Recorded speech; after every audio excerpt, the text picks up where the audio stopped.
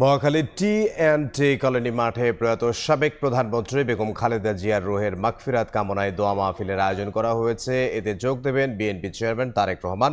এই মুহূর্তে সেখানে আছেন সহকর্মী মুরসালিন হক জুনায়েদ। সরাসরি যাব তার কাছে। মুরসালিন,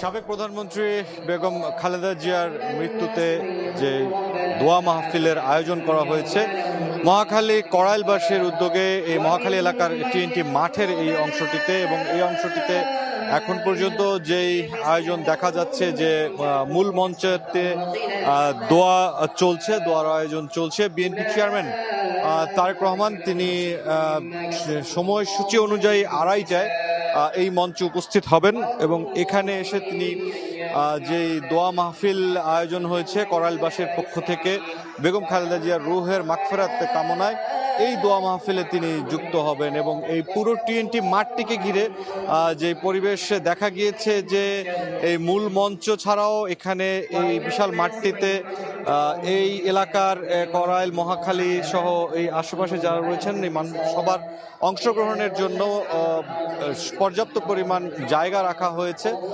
বেলা 2:30টায় এই অনুষ্ঠান, এই আয়োজন আনুষ্ঠানিকভাবে বিএনপি চেয়ারম্যান তারেক রহমান যুক্ত হওয়ার পর শুরু হওয়ার কথা, এবং ধীরে ধীরে কিন্তু সাধারণ মানুষ এই মাঠটিতে জড়ো হচ্ছেন।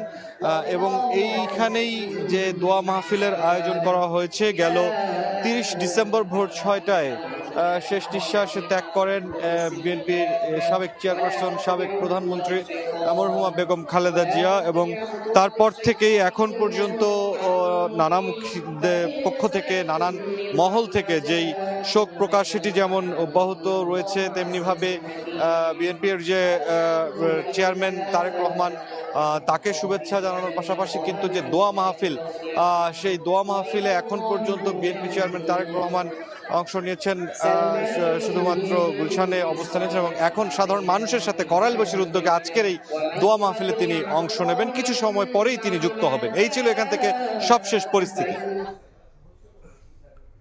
রাজধানীর মহাখালী থেকে সহকর্মী মুরসালিন হক জুনায়েদ।